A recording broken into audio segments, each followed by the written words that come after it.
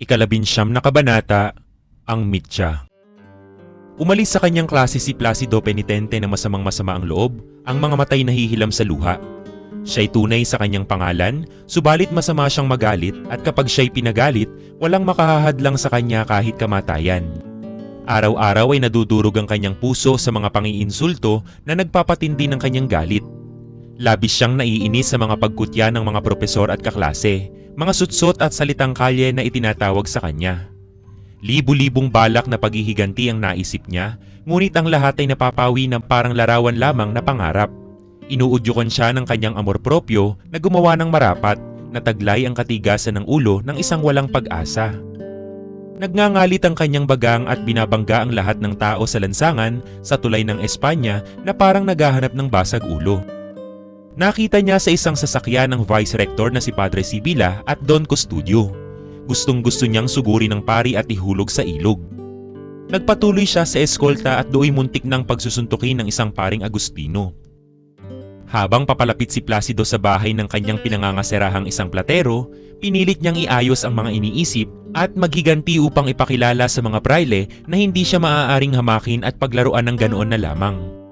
Naisipan niyang sulatan ng isang liham ang inang si Cabezang Andang upang ibalita ang lahat ng nangyari at sabihin hindi na siya papasok sa klase. Hindi niya alam na may naghihintay pala sa kanya sa bahay kasera. Kararating lamang ni Cabezang Andang buhat sa Batangas.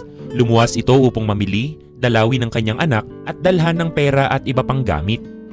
Napuna agad ng ina ang mga kilos ng anak na tila may naisabihin, kaya pinasimulan niya ng pagtatanong si Placido. Kapag naging pari na ang anak ni Kapitana Simona, sabi ni Cabezang Andang matapos marinig ang paliwanag ng anak, ay hindi na niya babayaran ang utang niya sa atin. At sino pang maniningil sa kanya kung magkaganoon? Ngunit nang makitang buo na ang loob ni Placido na tumigil na sa pag-aaral, ay ilang saglit na hindi nakapagsalita ang ina at pagkatapos ay naghinagpis ng buong kalungkutan. Nangako ako sa iyong ama na aarugain kita, patuturuang maging ganap na abogado. Ginagawa ko ang lahat makapag-aral ka lamang. Hindi mo ba nakikita ang mga baro kong may tagpi sa halip na bumili ng bago ay inilaan ko ang pera sa mga misa at mga handog kay San Sebastian? Ang kaawa-awang ina ay naghinagpis at umiyak. Samantalang si Placido ay lalong naiinis. Anong mapapala ko sa pagiging abogado? Anong sasapitin mo? Wika ng ina. Tatawagin kang pilibustero at ipabibitay ka. Magtiis ka at magpakumbaba. Dapat tayong magtiis, tumahimik at sumagot ng oo sa lahat. Di nakakaunting pagtitiis ang ginawa ko, inang. Marami ng buwan ang aking ipinagtiis. Patuloy si Cabezang Andang sa kanyang paghihinagpis. Nangaral ito ng nangaral ukol sa pagpapakumbaba at pagtitiis. Sa walang tigil na pangangaral ay umalis si Placido at naglakad sa lansangan ng walang tiyak na patutunguhan. Hindi niya namamalaya ng oras, kaya nang makaramdam ng gutom at maalalang wala siyang pera ay saka pa lamang umuwi ng bahay. Hindi niya inaasahang matatagpuan pa niya sa kanyang bahay ang ina sapagkat may ugali itong kapag lumuwas ng Maynila ay nakikipagsugal ng pangginggi. Subalit siya'y inaantay ng kanyang ina at ipinagtapat sa kanya ang binabalak. Patutulong daw siya sa prokurador ng mga Agustino upang lakari na mapawi ang pagkagalit ng mga Dominikano sa kanyang anak. Tatalo na muna ako sa dagat o kaya'y manunulisan bago bumalik sa universidad. Mariing pagtanggi ni Placido. Dahil sa muling pangangaral ay muling umalis si Placido at pumunta sa daungan ng bapor. Pagkakita sa isang bapor na patungong Hong Kong, nakaisip na magtanan, magpayaman upang doon labanan ang mga praile. Ang paghahangad na mabuhay ng malaya at ilang balak na hindi pa lubos na buo ang nag-udyok sa kanyang ituloy ang balak na tumungo sa Hong Kong. Ginabi siya sa paghahanap ng mandaragat kaya nagpasya na siyang umuwi sa bahay.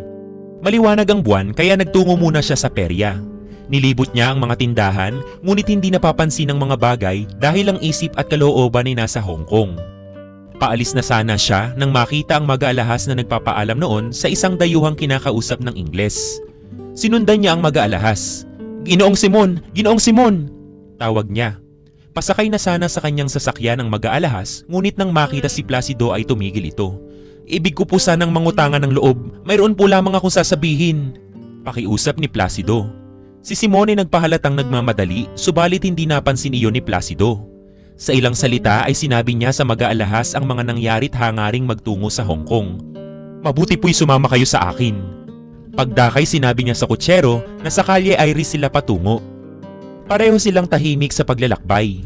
Nang makarating sila ay agad na silang bumaba. Kasalukuyan namang dumaraan noon sina Isagani at Paulita Gomez na nagbubulungan ng matatamis na salita.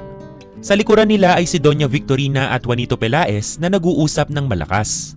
Sa pagkalibang ni Juanito ay hindi niya napansin si Placido. Naglakad-lakad pa sina Placido at Simon hanggang sa makarating sa bahay na sa hinala ni Placido ay sa isang kastilyero o gumagawa ng paputok. "Ginoo!" sabi agad ng lumabas.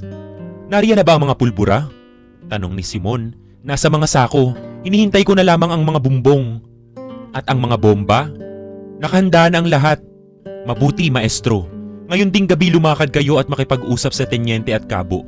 Magpatuloy kayo at sa lamayan ay makikita ninyo ang isang taong nasa bangka. Sabihin ninyo ang kabesa at sasagot siya ng tales. Kailangang narito siya bukas. Hindi makapag-aaksaya ng panahon." At binigyan ito ni Simon ng salaping ginto. "Bakit po?" tanong ng lalaki na magaling sa wikang Kastila. "Mayroon po bang bagong mangyayari?" "Oo, gagawin sa loob ng isang linggong darating." "Sa linggong darating?" ulit ng lalaki na napaurong pa. "Ang mga arabal ay hindi pa handa. Akala ko'y maghihintay pa hanggang pagpasok ng Kwaresma." Nagtataka si Placido, pero nang mapagtanto ang nangyayari ay tinitigan niya si Simon. Sinabi naman ng mag-aalahas na ang lalaking magaling magsalita ng Kastila ay maestrong pinaalis sa tungkulin at ipinatapon sa paratang na panggugulo at pagiging kaibigan ni Ibarra. Sinagip niya raw ito at ginawang kastilyero. 10:30 na nang makabalik sila sa bahay ni Simon sa eskolta. Makaraan ng 2 oras ay umalis na si Placido sa bahay ng mag-aalahas. Walang imik at gulo ang isip na nilakad niya ang eskolta na nooy halos wala ng tao. Kinabukasan, si Placido ay buong pagpapakumbabang nakinig sa pangaral ng kanyang ina. Nang ibalita nito ang kanyang balak na pakiusapan ang tagapangasiwa ng mga Agustino ay ni hindi tumutol o tumanggi ang binata.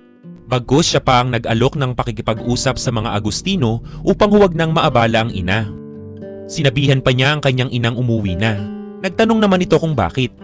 "Sapagkat kung malalaman ng tagapangasiwang narito kayo ay hindi kikilos iyon hanggat hindi kayo nagpapadala ng regalo at ilang pamisa.